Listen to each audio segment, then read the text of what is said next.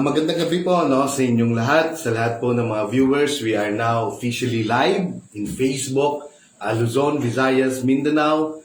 So magandang gabi po no, sa lahat po ng mga friends ko po sa Facebook at sa lahat po ng mga nag-share ng live streaming na ito. So maraming salamat po sa inyo.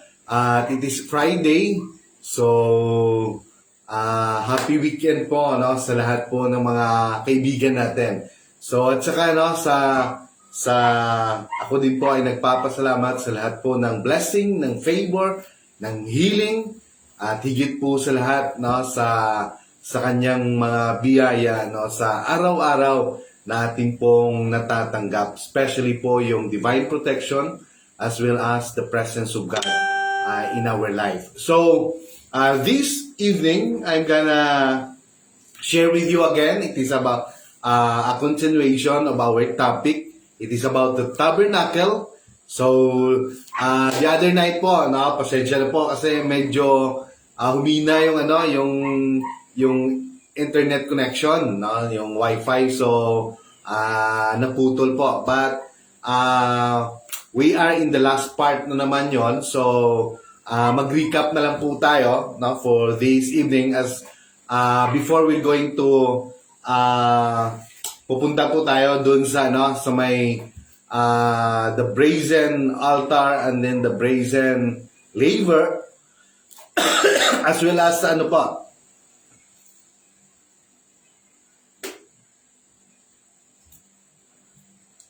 as well as we will going to tackle about the holy place and also yung lugar po dun sa loob ng holy place.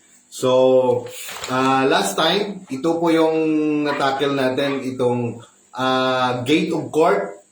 So, dito po tayo nagtapos. And then, for this evening, we're going to tackle about this one. Yan, para makita. Ito po yung yung brazen altar and then the brazen laver and then the holy place and then ito po yung tabernacle na tinatawag. Last time po no, na ating pong gitakel and then ito po yung nasa loob ng holy place. We have the lampstand and then the table of showbread and the altar of incense and then the veil and then the ark of covenant. Dalawang bahagi po ito na nahati po siya sa dalawang bahagi. Ito po yung mga unang bahagi and this one is the holy of holies, whereas makita po dito yung covenant no, the ark of covenant. Na dito po yung nag-dwell, amen, yung the presence of God. So, kabuuan po dito po nagmi-minister no, yung inatasan po no, yung priest no, amen, na in the tribe of Levites. So, yun po no. So, ito po yung mga tawag nito. Ito po yung mga table of showbread and then the altar, incense of altar, and then the lampstand, and then the ark of covenant, the brazen altar or the bronze altar, and then the brazen laver, kung saan po sila naghuhugas ng kamay after sila mag-sacrifice o ng burnt offering ng mga animals. So, yun po, ito po yung itatackle natin ito po yung kabuuan ng tabernacle. Whereas ito pong tinatackle natin ngayon, no? Last time pa, no? So tuloy tayo. So, magkaroon lang po tayo ng recap, no, for tonight. Sabi po last time about the gate of court, no? So, ito po yung gate of court, the entrance gate of tabernacle. So, it is significant that there was only one way to enter the tabernacle. So, this is to show that there was and is only one specific way to enter salvation. and relationship with God. So, doon po pinapakita po na kung meron pong isang gate of court bago po pumasok, no? Amen, na magkaroon ng burnt offering diyan ng mga animals, hindi po pwede dito ka pumasok because kung dito ka baka iba yung, no, hindi pwede, no? So in our life, sa ating kaligtasan, so isa lang po din po yung tinutukoy dito na pag maihambing po natin, no, in the New Testament, which is our Lord Jesus Christ is the only way, the truth, and the life, going to eternal life. So He offered Himself to us, no, para magkaroon po tayo ng ng forgiveness of sins, so that our sins will be washed now by His blood, cleansing of our sins through repentance at the cross, and also water baptism, and also receiving the Holy Ghost. So pag dito po, no, sinabi po dito, when Jesus came to establish the new covenant plan of salvation, He declared there is only one doorway into the kingdom of God. He is that door. So it is our Lord Jesus Christ, the door, no? Kung saan po siya yung way, no, of our salvation. Siya yung daan. According to John chapter 10 verse 9, I am the door. If anyone enters by me, he will be saved. Sabi niya po, and will go in and out and find pasture.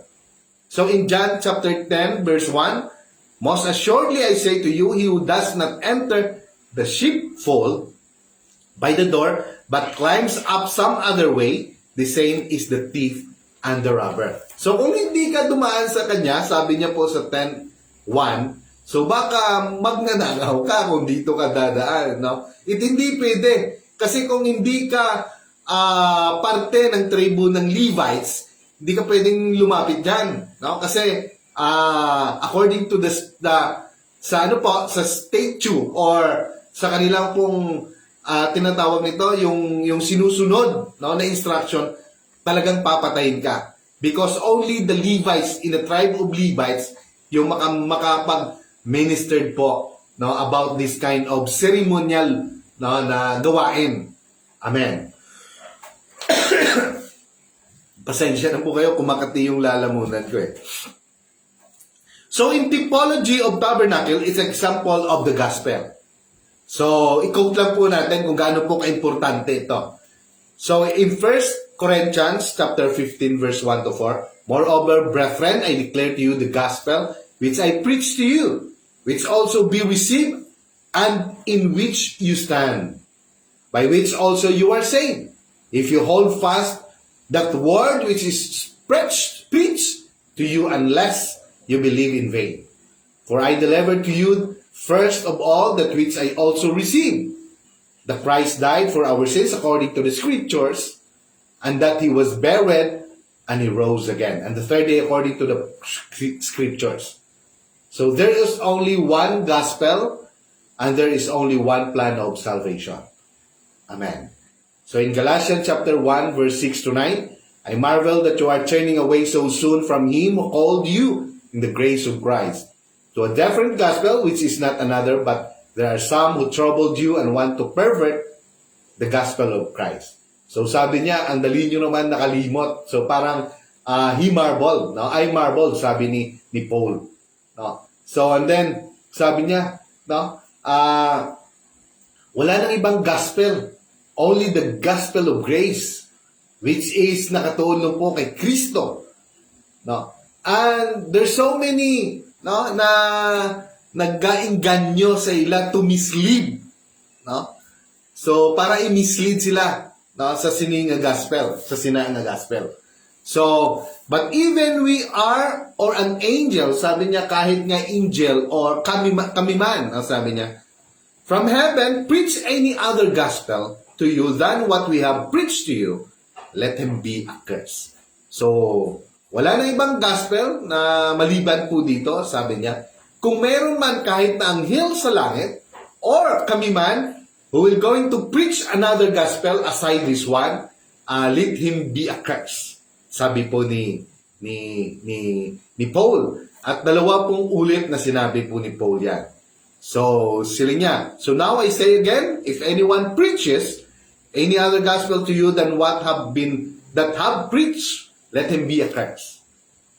So, let him be accursed. No, talagang. So, the gospel message must be personally applied and obeyed.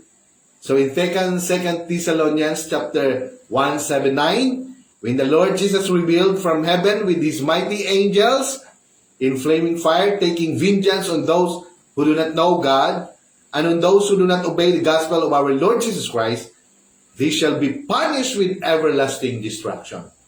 Kung hindi po tayo susunod, no?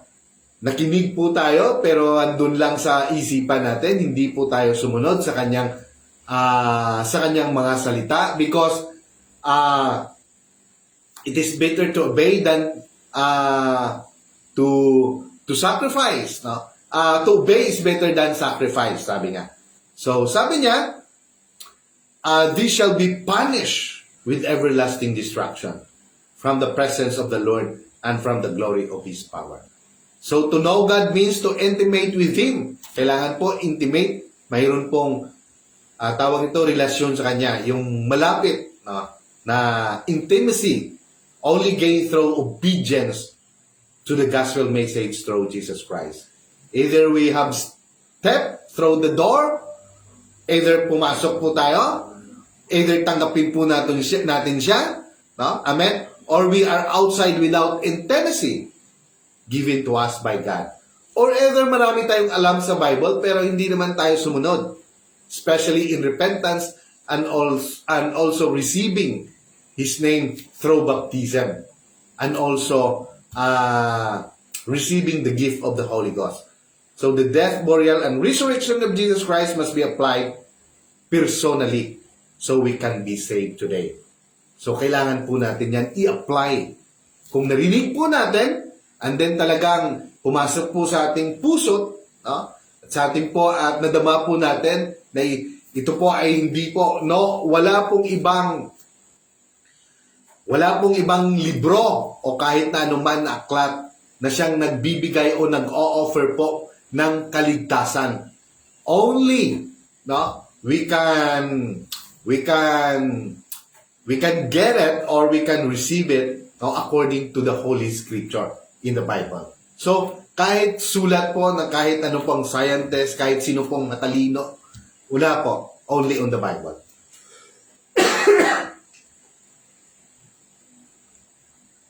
So, tuloy po tayo. Pasensya na.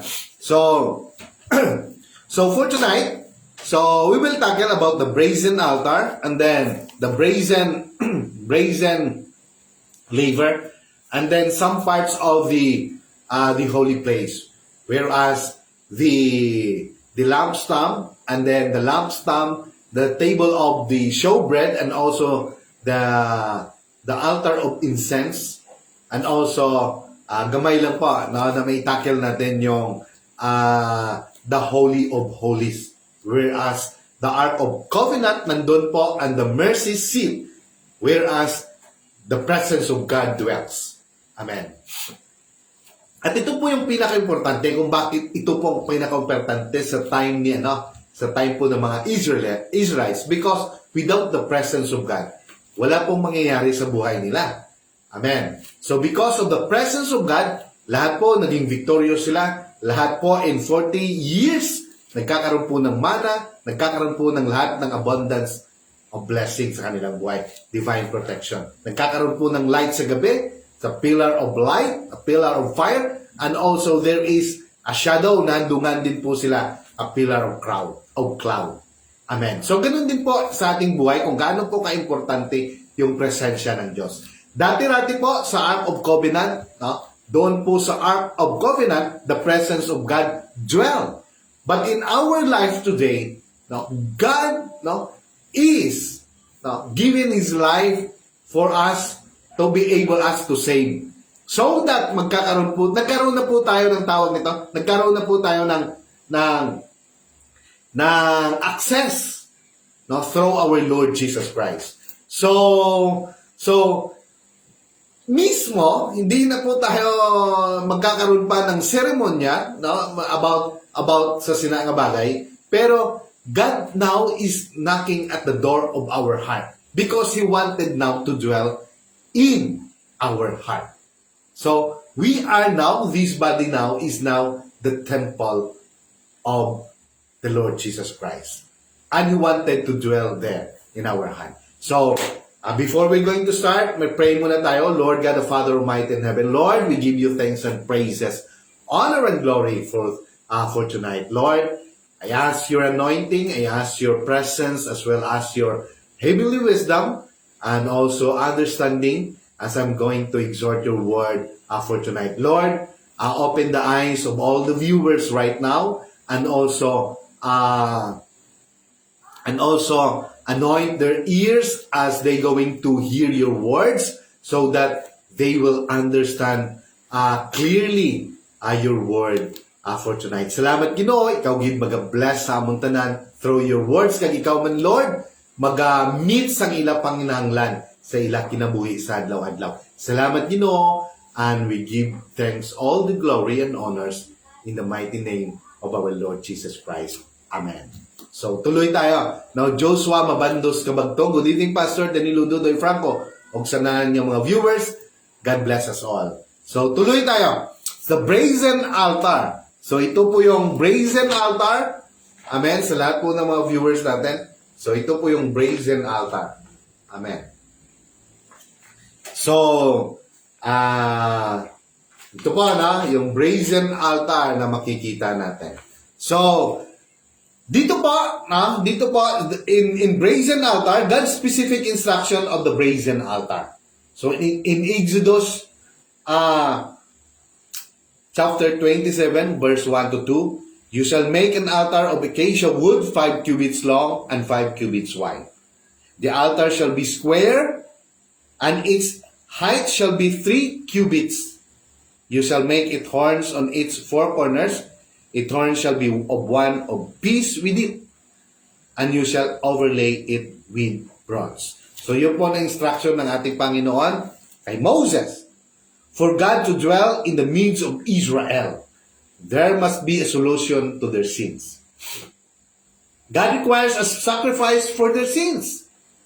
God told Adam and Eve that the consequence of their sins was death. However, God had mercy on them and given them a temporary cover for their sins instead of requiring their own blood or death. Amen. God allowed the blood of an animal to atone for sin, making it possible for a worshiper to enter in God's presence. So, ganun po. So, the place of death. So dito po kinakatay, dito po nagkakaroon ng burnt offering yung mga animals. So the place of death, ito po yung ang brazen altar. So in Leviticus chapter 17:11 po, for the life of flesh is in the blood, and I have given it to you upon the altar to make atonement for your souls, for it is the blood that makes atonement for the soul. Animals would be sacrificed and burnt upon the altar. Once a year, the Day of Atonement, the high priest would take his blood into the holiest of holies and sprinkle it upon the mercy seat of the Ark of the Covenant. This was pushed forward the sins of Israel to the next year. In the New Testament, Jesus came to become the sacrifice for our sins. Each time, innocent animals died as the brazen altar. Doon po sa tabernacle. It was sign of God to the world that one day He would come and pay the ultimate price. His own life would be substitute. Yung ginamit niya po na katawan. Amen. Yun po ang maging substitute sa mga animals na yon. So today, we don't have to be punished for sins. Amen. And we don't need animal sacrifice. Yung lahat po ng mga kasalanan natin, inako niya na po. No? Amen. He was crucified at the cross. So, hindi na po, siya po, inako niya po lahat ng punishment sa ating buhay, ng ating mga kasalanan. Amen. And we don't need animal sacrifice sa ngayon. Because He is the one. He gave His life now to become a sacrifice. A sacrificial lamb once and for all na nangyari. No? For relationship with God, we accept His personal sacrifice through obedience. Kaya nga dapat, no, siya po, nag-obey po siya sa plano ng Diyos na siya po mismo, yung kanyang buhay, sinakripisyo niya po. Paano naman po tayo? So, the one thing na gagawin po natin is to obey, no, His words. It is for our own good. Because, sabi nga, even though how wealthy or rich you are in this life, alam naman po natin that everything is just only a temporary. So, God, how many times sa matagal na panahon, talagang ang daming pastor, ang daming evangelist, kadamo sa mga magwawali, na trying to say or remind us, sila po ay ginagamit ng Diyos even until now. There's so many in the entire world, no, preaching about the salvation, about Jesus saves. So talagang ito po yung ginagawa natin. Now about this tabernacle, who is connected to our Lord Jesus Christ and telling us that He is the door. He is the way, the truth, and the life.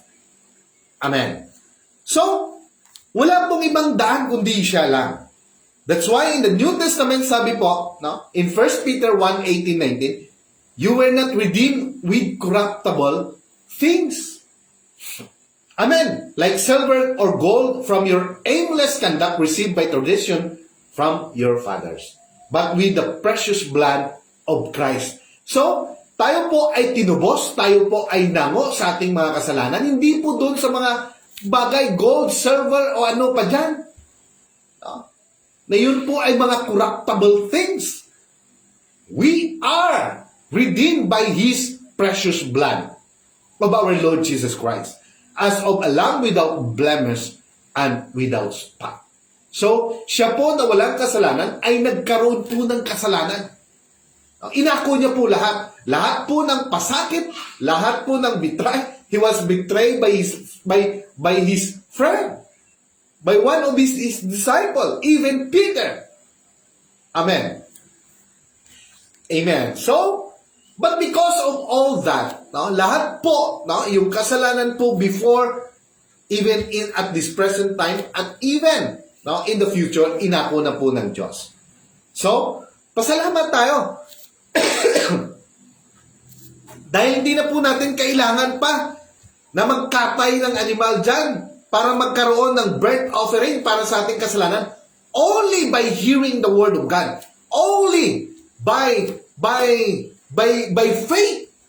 Amen. Yun lang po ang daan. No? To keep on hearing and hearing the word of God, and then nagkakaroon po ng nadidevelop po yung faith natin, and then nung nalaman natin, nandun na po sa ulo natin, hindi lang po magstay doon sa ating isipan, kundi we should obey the word of God.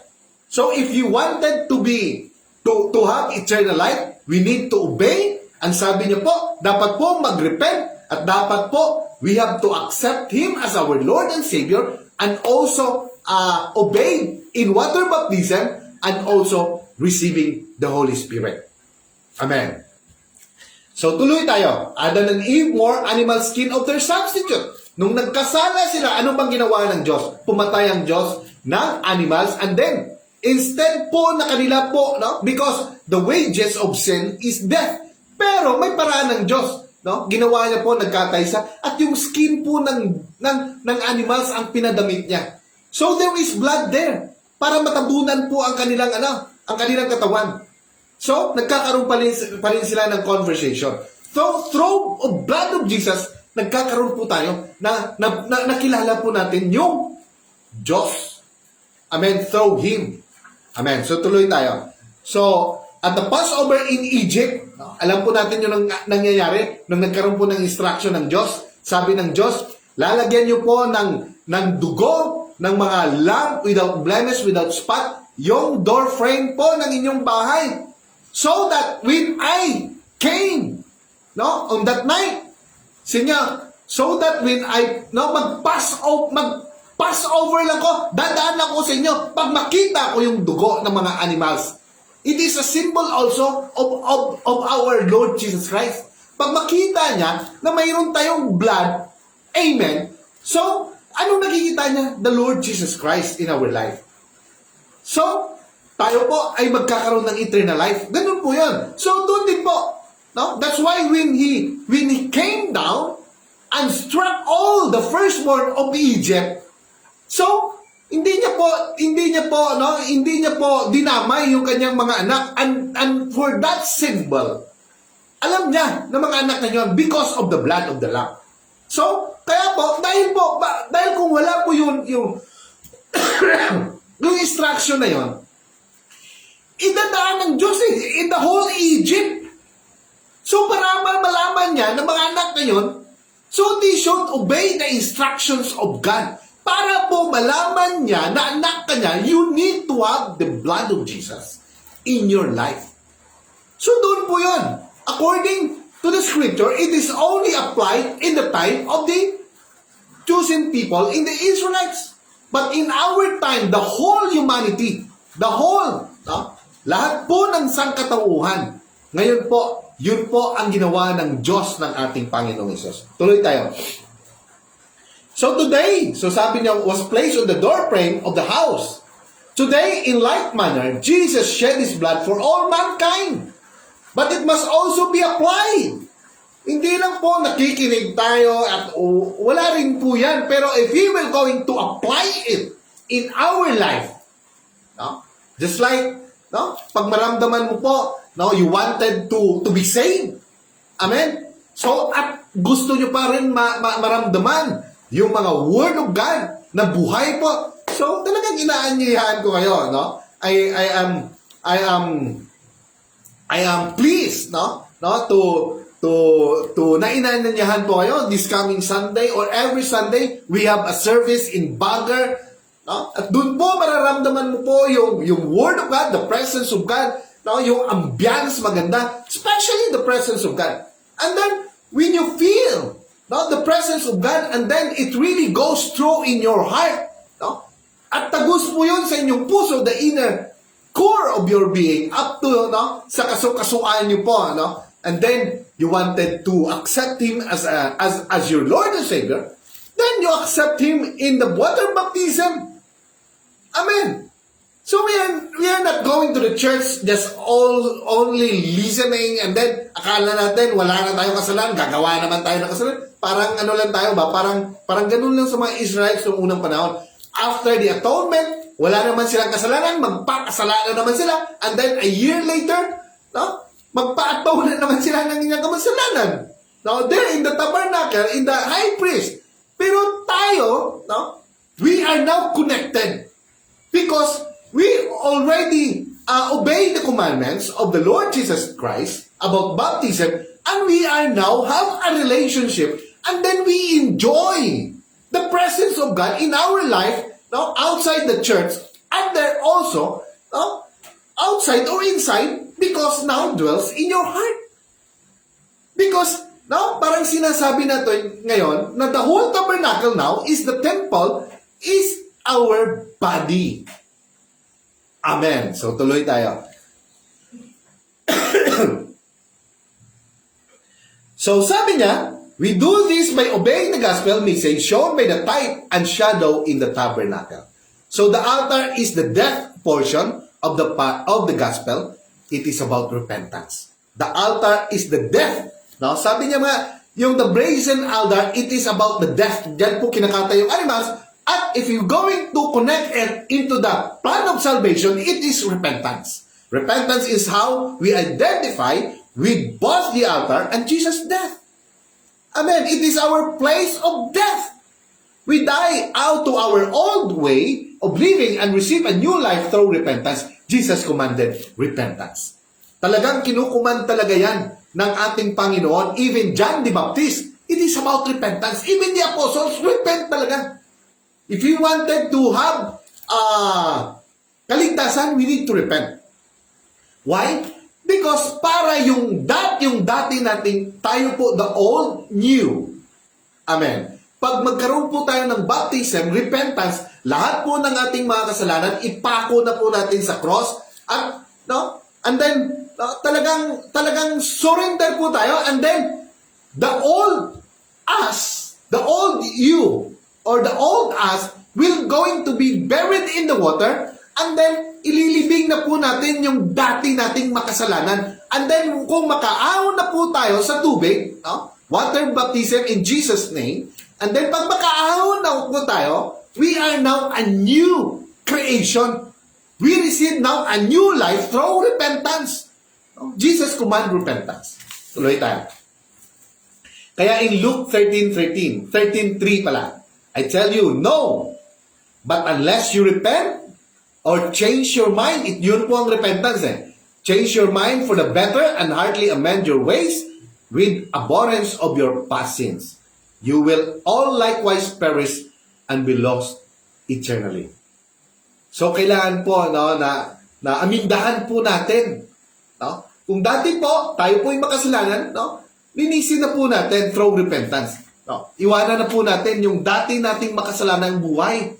Kasi po, at the birth pa lang, meron na tayong kasalanan na minana sa ating mga kanununuan, sa ating unang ama at ina, which is Adam and Eve. So we need to have repentance and then what we call this one, water baptism.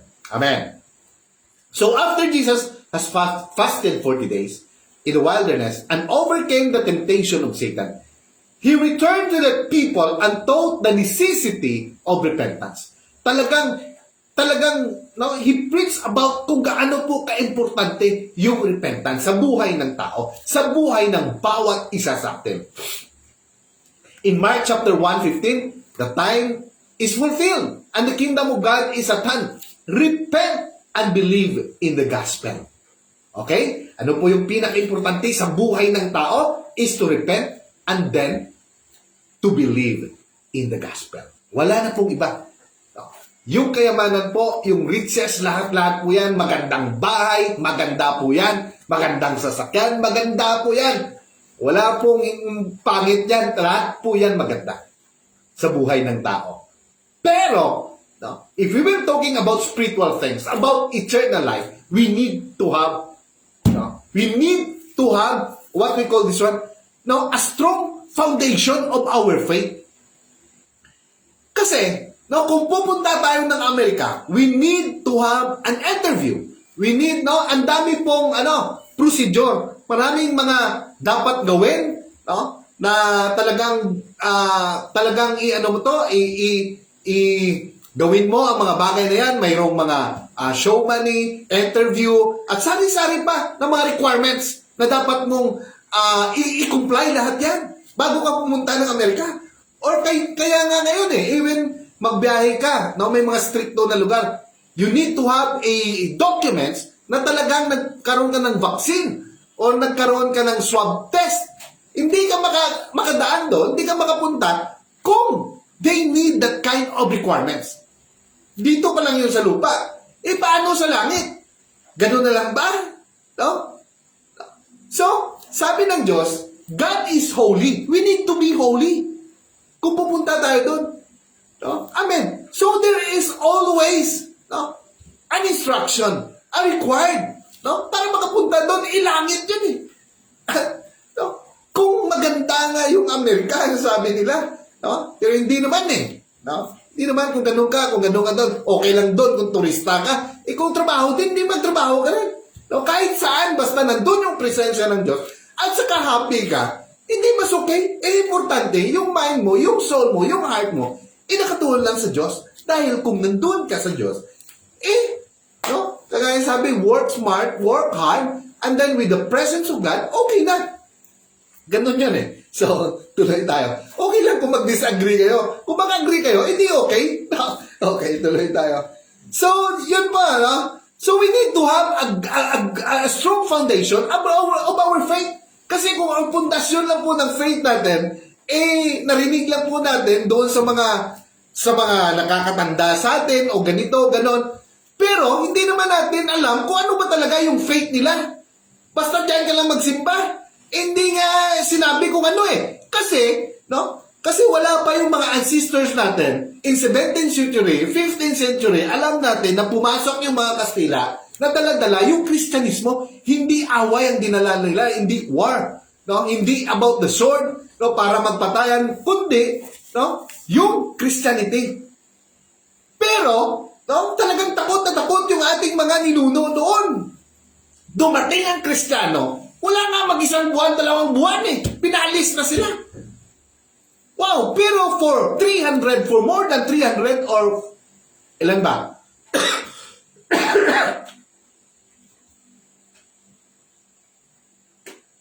Or about 400 din, 17th, 15th century, 19th century pumasok yung mga Amerikano. So, dala-dala natin yung mga kostumbre. Amen. So, yun, ang daming mga practices, ang daming mga ganito, ganon, pero hindi naman nila tinutukoy talaga, tinutumbok kung ano ba talaga yung strong foundation of our faith. That's why, no, the very doctrine lang na sinasabi natin, it is according to the Bible. Wala na pong iba. Outside the Bible, it is the law of the church, and there's nothing we can do about it. It is only about in the church, but in the scripture, the whole context of the Bible, it is about the Lord Jesus Christ and the plan of salvation. So we need to examine talaga, no? Kung ano ba yung faith natin. Saan ba tayo? Kasi kung importante sa'yo, pupunta ka ng ibang lugar, ng Hong Kong, mag-abroad, you need to have tamang requirements, no? Para makapunta doon. No? Kaya nga tayo no? Mayroon nga, hindi pwede nga yung luma mo na birth certificate, mag-apply ka, you need na mayroon talagang PSA ba yun? O, PCA, iwan ko ba? O, kalimutan ko. So, kailangan yun, kung ganun yung sinabi, ganun talagang dalhin mo. Pero kung yung na-rehistro lang doon, hindi pwede. So, ano pa kaya? No? yung faith natin, ano pa kaya yung eternal life? Amen. So kasi kung hindi naman natin sasabihin to, ano mangyayari sa atin? Di ba? So, ganun lang, hindi lang pupunta doon, no? Para sabihin lang na nagsimba ka, kung doon ka pa nga sa likod ng church halos hindi mo na marinig yung ang dami pang chismisan. So, I'm sorry. So, tuloy tayo. Dito na lang tayo sa brazen labor. So, tuloy muna tayo. Repentance is composed of 2 parts. As sabi nga in Acts 2:38, we will going to quote this one. So, Apostle Peter preached the first message of the salvation after the resurrection of Jesus, and he also commanded repentance. Amen. So repentance is composed of 2 parts. Asking God for forgiveness of sins, and turning away from sin. So dapat pag mag-repent ka, talagang iwanan mo yung kasalanan. Hindi pwede na mag-repent ka and then, so there is no genuine repentance about it. About that, di ba? Kailangan mo talaga ng repentance. And then, tatalikuran mo talaga 180 degrees ka dito Ang pagtalikod mo dapat by turning towards God. No? Turn away from sin, 180 degrees by turning towards God.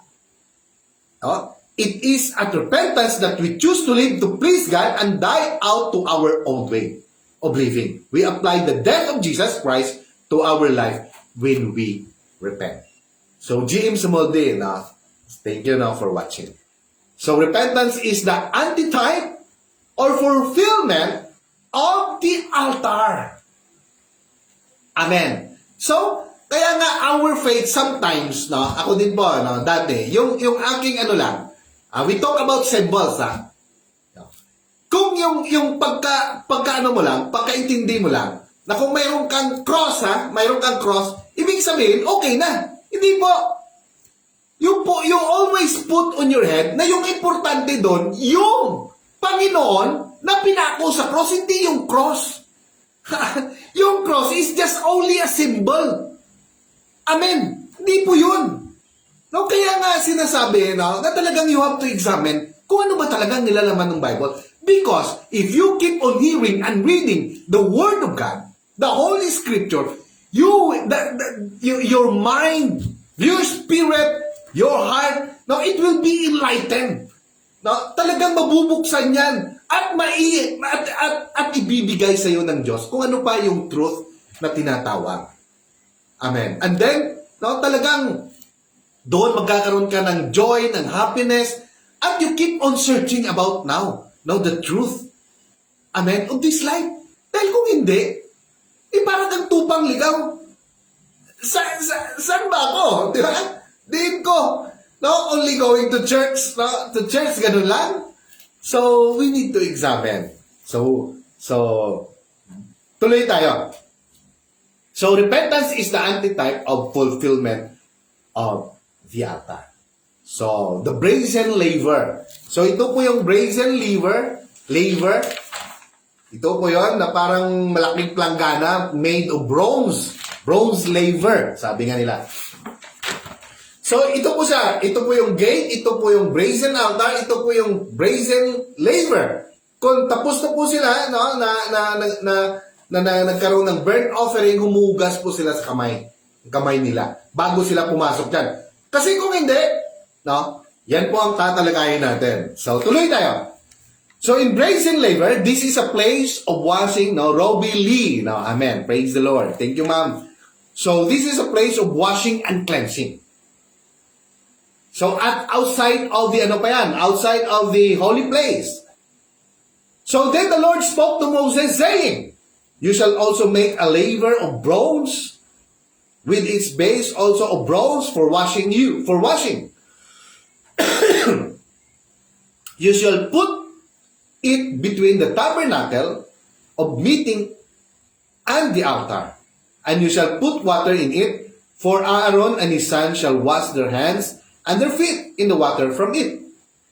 Question. Ito ngayon ang tanong. What do you think would happen if the priest bypassed washing at the laver? So, ang answer, anong mangyayari?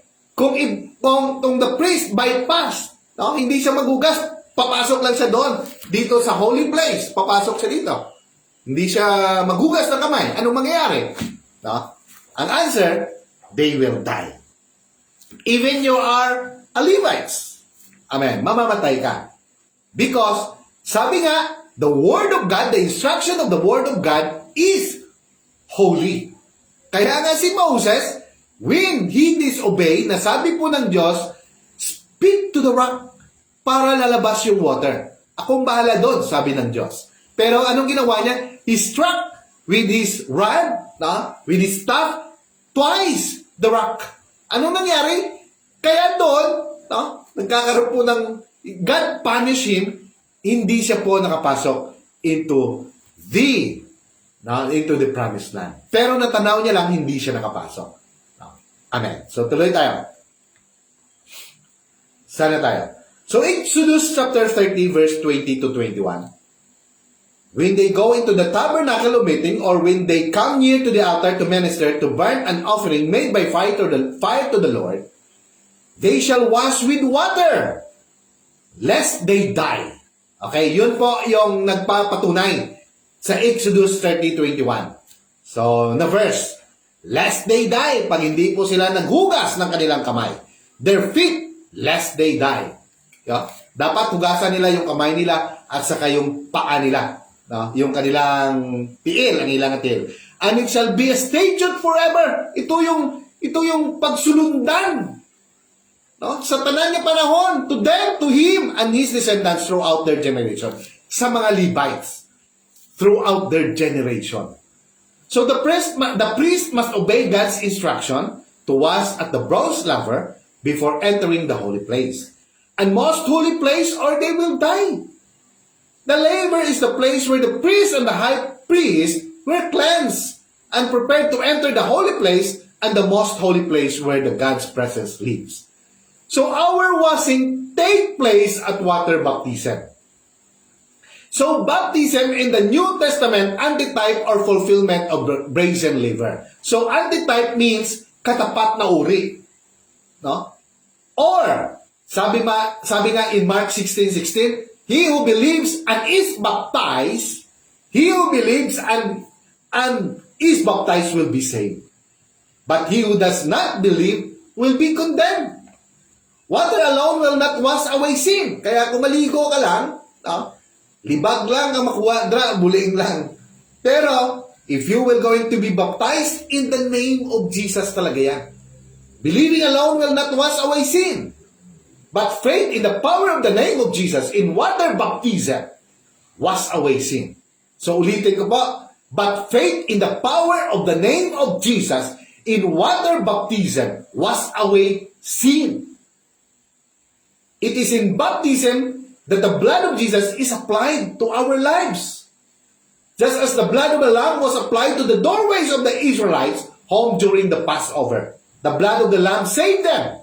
We are saved by the antitype baptism. Amen. Amen. Acts 22:16. And now, why are you waiting? No? Arise and be baptized and wash away your sins, calling on the name of the Lord. So anong pang hinihintay natin? Sabi nga sa Acts 22:16, kung narinig niyo po yung kaligtasan about water baptism, about repentance, ano pang hinihintay natin? Arise and be baptized and wash away your sins, calling on the name of the Lord. Acts 2:38, sabi niya, then Peter said to them, repent and let everyone of you be baptized in the name of Jesus Christ for the remission of sins, and you shall receive the gift of the Holy Ghost. Amen. In 1 Peter 3:21, there is also an antitype which now saves us baptism. Not the removal of the filth of the flesh, but the answer of good conscience toward God through the resurrection of Jesus Christ. So next, baptism completes the burial portions of the gospel. In Romans chapter 6 verse 3 to 4, or do you not know that as many of us as we were baptized in Christ Jesus, were baptized into His death?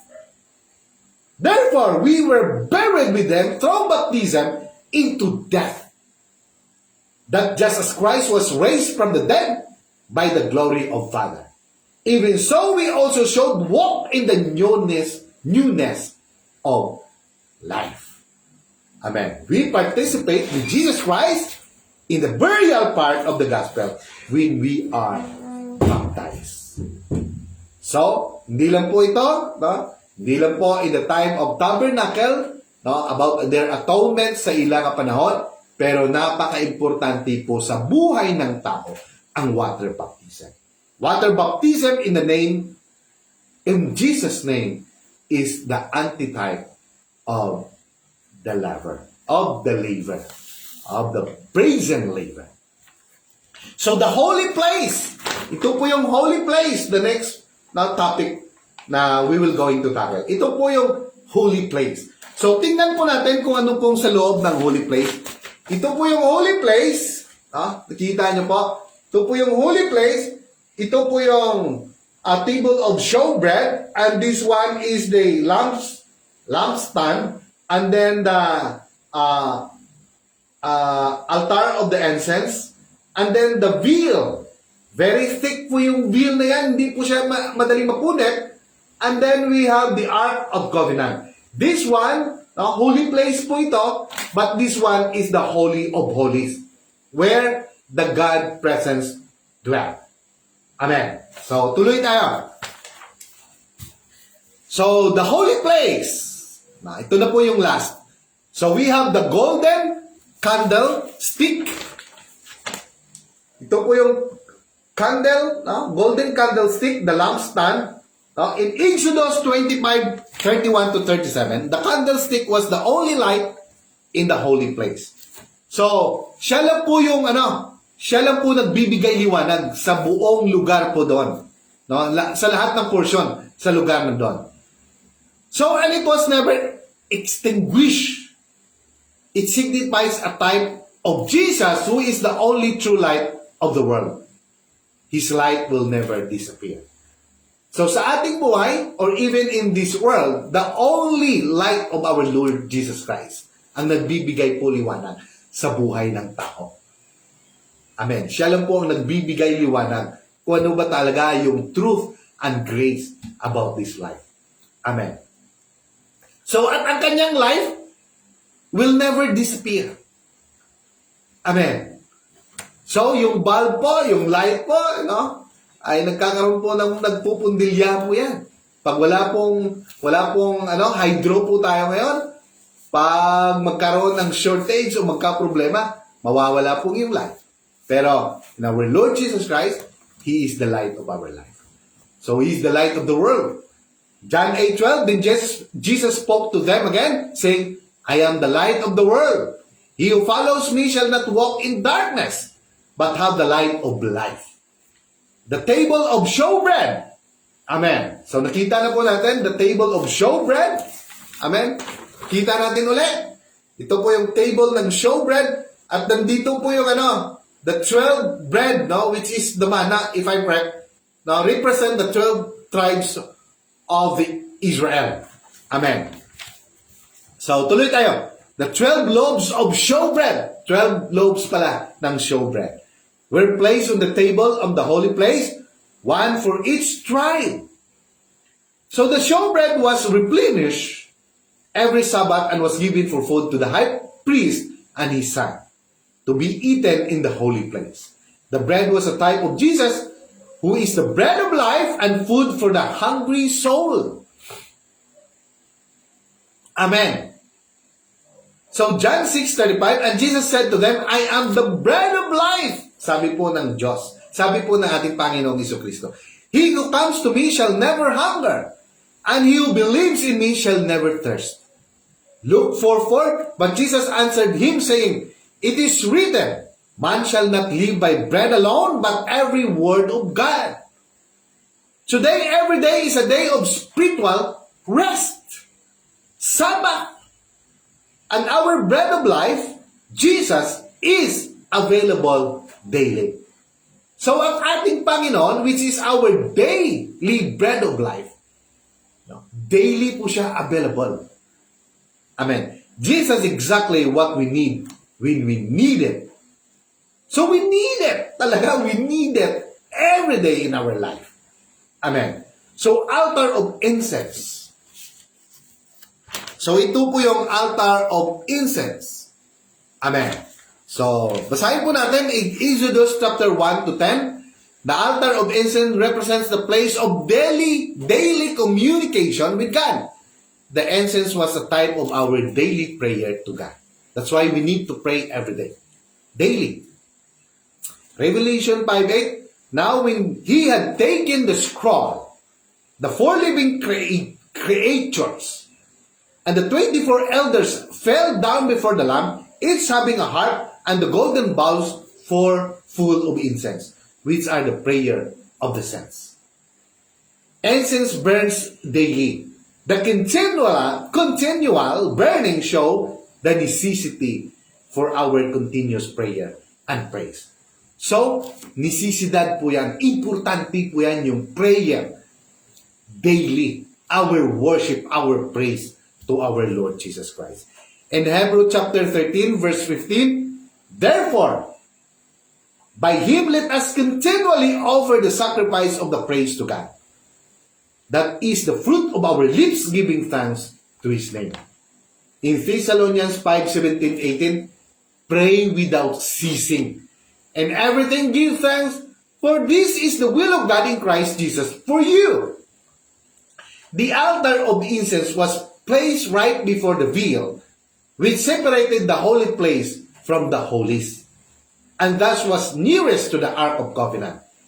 Lastly, in Exodus chapter 30 verse 6, and you shall put it before the veil, that is before the Ark of the Testimony, before the mercy seat that is over the testimony, where I will meet with you. Prayer places us right before God, and it takes us into His holy presence. So we need to have a prayer every day. Para kung paano po natin magkakaroon po ng communication, intimate relationship, para ma-meet po natin yung presence ng ating Panginoon. Amen. And then, next meeting po, yung ating itatalakay po is this one.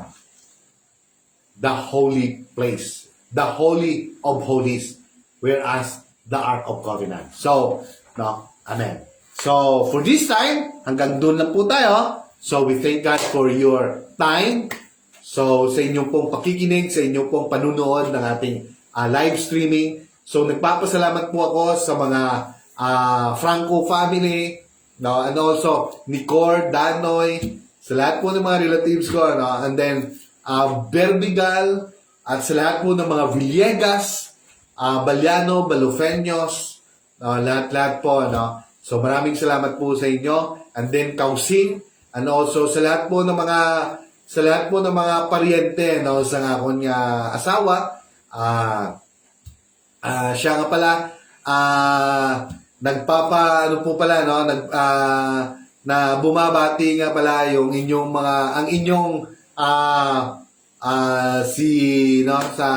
yung kanyang kapatid na si Kagawad Kimri Gonzaga, P. Gonzaga, sa lahat po ng kanyang mga pariente, sa mga Gonzaga, P. Tamayo, and also sa lahat po ng mga Bartolo, De La Viga, sa lahat po sa inyo, lahat-lahat po kayo. So, nagpapaabot po siya ng kanyang pagbati, sa lahat po ng mga Asino family, Kahilig, Servacio, lahat po, dyan po sa may Bantulo, lahat po ng mga kaibigan ko dyan, Palumero, dyan po sa Bulucawan, and also, sa lahat po, Armada,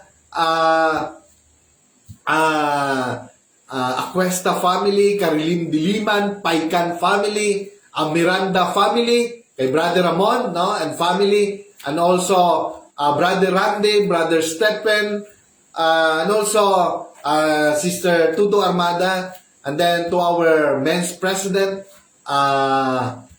Brother RV Armada, Brother Boy De Villeres, our one of the advisor, and also Sister Nena De Villeres, the incumbent one of the counselor, konsyal po ng Libungan. And also, sa lahat po ng LM, sa lahat po ng mga men's, LM service pala ngayong Sunday. So, lahat po ng mga youth, and to Pastor Neil Aquesta as well as sa kanya pong may bahay, si Ma'am, hindi na pala Ma'am, Pastora Melody Aquesta. So, magandang gabi po sa inyong lahat. And also to our youth president, Monica Daniela Aquesta. And also sa lahat-lahat po na mga yun. Magandang gabi po sa inyong lahat. May the Lord God bless you and protect you. At sa lahat po ng mga viewers natin, at sa lahat po, James Samolde, Robily, and Joshua Mabandos Kabangtong. At sa lahat po, and then, Brenda, Villa Dulid family, Padilla family, Floro family, Valenzuela family, Aventura family, Villa, dyan po, sa lahat-lahat po sa inyo.